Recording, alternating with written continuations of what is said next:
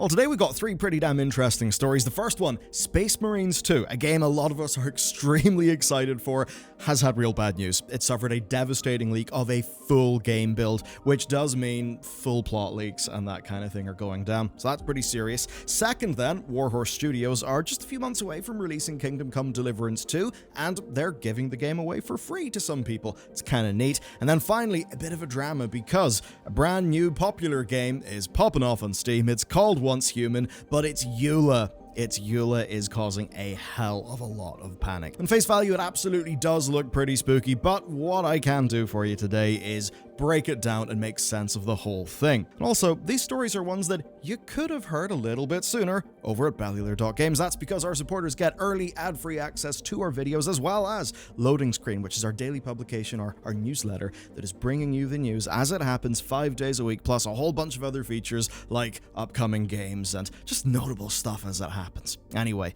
you can go to bellular.games if you want to support our mission, and with that said, let's get stuck in. Space Marine 2 then. The game leaked, Insider Gaming picked up in the story, and it's bad because this is not just a leaked beta build, a small bit of the game. It's not a vertical slice that's maybe being used for demos. No, this is the entire game build. The whole thing has leaked. And as reported by Insider Gaming, according to people who have played the build, it's around 75 gigs and it is fully playable apart from having some missing strings and placeholder assets. It also includes server binaries, which does mean that you can just play the leaked version with friends. Of course, it's probably not something you'll want to do because this is a version of the game that's not finished. Now, we have seen big leaks like this before, like full source code leaks. Take Half-Life 2, that was an absolutely crushing one for Valve. Of course, more recently, we had the likes of The Last of Us Part 2. In this case, though, it's rough because the game just went gold last week, so the development team are in that phase where they're getting their day one patch ready. Usually, there'll be some bugs that are considered shippable, and for a whole variety of basically logistical and organizational reasons, because it's not just them putting a game on Steam. No, this is a release it's on consoles, it's on PC, you got lots of different partners involved with it, so that does mean that naturally there will be some bug fixing that happens in the final stretch. Even though, yes, the game has passed Gold Master, which of course means that this is the version of the game that would be, well, printed onto discs. Not that that really matters as much in today's industry. This is also a leak that they will not be able to control. It went up into peer-to-peer sharing sites, which, means you're just not going to be able to put it back in the bottle. Now, Saber Interactive and Focus Entertainment, Focus being the publisher, they did comment on this, and they've said that the build currently being distributed is from August last year. And that really does give us insight into parts of game development at this level of scale. Honestly, for so many indies, they'll only have the runway to spend like a few months on polish. This is a situation where, yes, the August last year version of the game, it had some placeholder assets for menus and stuff, but the core of the experience is what will be there on release day. That just goes to show that when you've got a real big game like this, they clearly want to get it right and not rush the thing out. That's of course something we know because they've delayed this specifically for polish, which is totally a good thing. Anyway, it now does mean that videos will be about the place, you might see some spoilers, and that really does suck. If you're like me and you played the original game, then you might remember that Titus was left in a little bit of a sticky predicament with, I believe with Inquisitors. So to find that out via random tweet would absolutely blow. Now, for Saber and Focus, this is going to be a massive pain in the arse. The good side is that core development staff are probably not going to have to do anything here, right? I mean, it's a build, it's out there, there's nothing they can do. That being said, it could be the case that some of the leaked stuff could be used by people to, let's just say, do some unscrupulous things that could end up being a technical headache at launch. So maybe just, I don't know, thinking about anti-cheat and stuff like that. Maybe some development time would be taken up. Big picture, though, probably won't impact that side of the company more. It'll rather be people who are working in the marketing, the publishing side of things. Generally, in a period of time like this, they will have a real busy schedule. Also, loads of them will be having tasks for other games, be that other Saber games like World War Z, or of course, other things that Focus are publishing. So schedules are generally pretty tight, and this is just a big pain in the ass for everybody to deal with. Tell you what's not a pain in the ass though, Kingdom Come Deliverance 2's nice little surprise for people. What's happened is that Warhorse Studios are giving away copies of the new game to people who backed the original at a particular level. What's odd though is they didn't reveal they were doing this ahead of time. This whole thing kicked off and people just got an email in their inbox. That then made it to Reddit, and then it got picked up. Here's what the email read. Thanks to your gracious crowdfunding support on Kingdom Come Deliverance on Kickstarter or our website years ago, we've now gotten to a new chapter of Henry's journey, the development of Kingdom Come Deliverance 2. And they ultimately say that people in the cohort who have got this email will be getting a copy of the new game for free, which is pretty damn great. So the 2014 Kickstarter raked in a total of 1.1 million from just over 35,000 backers. But this is not them giving away 35,000 copies of the game. That would be a little bit crazy. So this kind of blew up on Reddit. That then led to PC Games N reaching out. They got an interview. Essentially anyone who backed the game at the Duke level or higher gets a free key, and Duke was £125, $200. So definitely a fair amount of money, but again, when you're doing a game like this on Kickstarter, you do get a reasonable number of people who are putting in serious amounts of money, because at that level, it's people who really do believe in your mission. And when we go back to the original Kickstarter page, you do see 1,036 people who had donated at a tier higher than Duke, all the way up to people who, well, they had a really big pledge, I think about $5,000, that involved getting the game, but also a literal historical walking tour. So that's kind of neat. Now, $60 a pop, that's a total of 62k of just free game value that they're giving away there. Obviously, that's just the Kickstarter numbers. We've got no idea, like, literally how many people backed over on their website, but I've got to imagine most of it was clustered in Kickstarter. Anyway, that's a lot of keys, and to you and me, absolutely a lot of value, but to a studio like this, that's not going to be a humongous amount of money. So what is this? Well, number one, this is just a cool move. They absolutely did not have to do it. The people who put up that money ages ago did not expect this, so absolutely this is a massive win. It's also, of course, extremely cost-effective marketing, because yeah, like this is being talked about in loads and loads and loads of different places. So think about the number of people who will just have Kingdom Come Deliverance appear in their day because this happened. Maybe you watch this video, maybe you're interested in the Space Marine stuff, but now you know about Kingdom Come Deliverance too, and they did not have to pay us any money for that. And the same goes for everyone writing articles, everyone talking about the news, and all the social spread. So a real goddamn genius way to do it. And in a way, it's kind of not an evil genius move. It's far more, they were notably very good to their most dedicated audience. They did a good thing, and that's what's newsworthy. So, GG to them. This certainly worked out well, and as for Kingdom Come Deliverance, I can certainly say the first game, it's different. Like, it was genuinely trying to be different. It was really going for authenticity. Not full realism, because it was an RPG with stats and numbers, but certainly they wanted to go for a lot more authenticity. And in a world where, I mean, people are sick of being the Dragonborn, that's actually something that's kind of great. Now, the next game is basically moving away from the more rural setting and into more of a city setting, which, to be honest, I'm really excited for. It actually looks kind of class. Anyway, our final story. The Once Human situation sure is something. It's led to pretty spicy accusations. So here's the deal. Once Human is a new game. It came out on Steam to over 200,000 concurrent players. It's free to play, and it's also on mobile. Of course, Steam, survival game, what does that usually mean? It means really high player concurrency and a not particularly amazing review score on launch. In the case of this game, it is at 68%. Now, a lot of that was exactly what you would imagine given it's one of these games. So, the launch problems included server problems, technical problems, worry over pay-to-win gacha, so that's spooky, as well as seasonal wipes removing people's progression.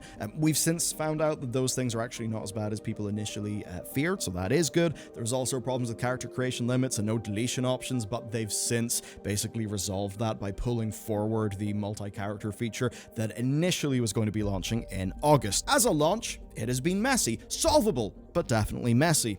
There is one thing, though, that one complaint that they've not been able to sort of make go away, and it's definitely worth highlighting and doing so specifically because this is a topic that is absolutely catching on with audiences. I mean, we all know it, right? Like personal information, privacy. There's not a lot of trust there by default, and that's totally understandable. That is important information. And the reason why we all laugh about the Nigerian prince scam emails is because that's not how it goes down today. Modern scam stuff is really sophisticated. And it's not that people think that in this case the game developers could be doing something super, mean and untoward. It's that you don't really trust their own security policies. A great example of that's the Sony PSN thing. Much of people's point there is that even if they understand why Sony want to do that, and they don't think that Sony are going to be doing anything nasty with their data, they just fundamentally don't trust them. So, let's get to the EULA, specifically why people were worried, and it just comes down to government ID and a hell of a lot of personal information. So you can see that in the EULA, and that led to reviews like this one. All caps, read their privacy policy. Over collection of personal info such as government-issued ID, IP address, mailing billing address, birthday, social media, and collection of friends' information, including social media nicknames, real names first and last. Yeah, so, the nicknames of your friends, that's going to be a spicy one to collect. So that review is definitely putting things starkly. It's kind of saying they're getting everything shy of your social security number. So in glancing at the EULA and looking at that review, you can absolutely see how a little bit of policy has absolutely sparked genuine fears that people have. Question then is, how would they be doing that? How would they somehow find out the strange nickname that you've got for your friend? Well, Steam does not have that data. Your passport is not just sitting there on a server, right, that game's involved with. That's not going on, and you don't have to use the NetEase launcher for the game. In fact, on Steam, they have a policy, right, that your software cannot do things that this person, the reviewer, is afraid of as regards to scraping data, right? So this is what Valve say under the heading of what you shouldn't publish on Steam. Applications that fraudulently attempt to gather sensitive information such as Steam credentials or financial data, for example, credit card information. So the sort of malware-style scraping that is against Valve's rules. That's certainly good to know, but again, Steam is a very, very big store, and, problems can slip through, right? It has been known to happen. So, in this case, right, announcing that your game is harvesting data and getting users to agree, that's not protection against that rule. And that basically means that the person who can provide that data to Starry Studio is you. Valve have got that rule, and let's be real, playing this game in Steam, how are they going to get your passport? Like, what are they going to do there? Is there literally, malware? Because if there was, then that kind of would fall under Valve's policy, and it is a game that could be removed. So if you don't give Starry Studio your passport, then they just won't have your passport, right? Just about nobody gives their own government-issued ID and the details of acquaintances to a game company, unless, of course, it's a very specific user verification issue. And that's actually what this kind of gets down to. So as Starry Studio clarified, right, they're doing this because they are legally required to verify the ages of their users in certain regions. And do you know another small little, very suspicious game that does that? World of Warcraft. Yeah, here is part of the World of Warcraft end-user license agreement. Although there is a very interesting comparison between the two of them. Anyway, lots of other games also do this. Now, where things get particularly specific for this is China, right? Because age requirements are enforced in China. It's not like a situation where you could get your older brother or your uncle or someone like that to buy an 18-rated game for you when you were young, and somehow you found yourself in possession of a GTA. No, it's way more hardcore over in China. To the degree where on like mobile stuff, it can actually be biometric. So, oh boy, they take that stuff seriously. Essentially, they limit access to games based on your age, based on the day of the week, and a fair few other things. And I suppose the difference is, yes, it's not the case that a 14-year-old is supposed to get themselves a copy of Grand Theft Auto, but the way that that's enforced in lots of countries, at least in mine, would be penalties to basically employees in stores breaking that rule. It's not something that's actively enforced. In China, though, it is actively enforced because, well, it's a government that's happy enough to actually intervene and to quite actively regulate their industries. If you want some insight into why the likes of NetEase are quite globally diversified in terms of their investments, it's because they are businesses, and they're businesses that are pretty damn exposed in terms of risk to regulation in China. So that does mean that they want to be spread out all over the place, and it also means that they want to be really, really watertight when it comes to their age verification systems.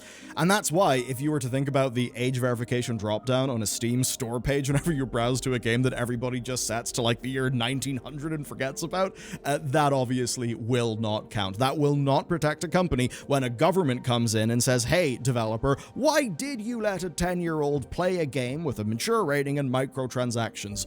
You're in big trouble. And again, this is specifically an issue in China. So, overall, being cautious about your personal data is sensible, and it is fundamentally really good that people are actually proactively thinking about this issue. It is a key way to protect yourself online. However, also, the games industry is global, and sometimes things will exist that are there generically, but may not be meant for you in your region. And another side to this is wording. You see, we brought up Blizzard's one for a reason. Again, here's the Starry Studio one, and what you'll notice when you read it is, only toward the end does it say, as required by applicable laws for age verification. The as required is doing a hell of a lot of the work there, and by the time somebody sees as required, they've already seen the long list of things like passports that they don't want to be giving over to a random company for no good reason. With Blizzard's version, it's just far better written, right? Here's what Blizzard says. In some very rare, specific, and restricted cases, we may ask you to provide a partially obfuscated copy of a document or government-issued ID to verify your identity, location, and/or account ownership to comply with our legal obligations. When photo ID is provided to us, it is normally deleted as soon as the verification is complete or after 30 days if the case was not addressed within this period of time, unless otherwise required to establish, defend, or exercise our legal rights. So, compare those and you see a massive difference in presentation. Now, I've actually, at one point, given my passport to Blizzard. Yeah, and the reason why is pretty simple. Back in the day where WoW accounts just got hacked quite a lot, mine did, and they basically wanted to do a proof of identity. For something like an MMO account where you could have been playing that for years and years and years with thousands of hours, that's, a pretty big important thing. And at the time that meant I was perfectly happy to say, okay, well, here's a bit of my passport. You can verify me, and the bit is, will they delete it? And that ultimately is where it comes down to trust, and that is certainly where Sony have also ran into problems. As an example, Sony does actually have the capability to do loads of different types of verification, right? But they do that with a contractor. So it's the case there of how much stuff is retained by Sony, how much is retained by the people that they are contracting to actually do the verification services, and then how safe is that company? So it's one of those things where ultimately it's good to know and understand how these things work, because sometimes there'll be something that looks like a red flag. You may read into it and then better understand what's going on. And from that point, you can use your own judgment about how much a company will be following its own policies, particularly as it pertains to the deletion of information after it is no longer required. Now, it's certainly the case in many regions, such as, say, the EU. I mean, you got rights to get that shit pulled down, and if companies mess that up, Google maximum penalties for GDPR violations. They're pretty big. Anyway, I think this was, at the very least, a good lesson in how to present your end-user license agreement so that you don't basically look really goddamn spooky. Anyway, that's it for today's video. Check out what we published yesterday. It's a pretty damn good one, if I do say so myself. So I'll see you over there. Thanks for watching, and have a great day.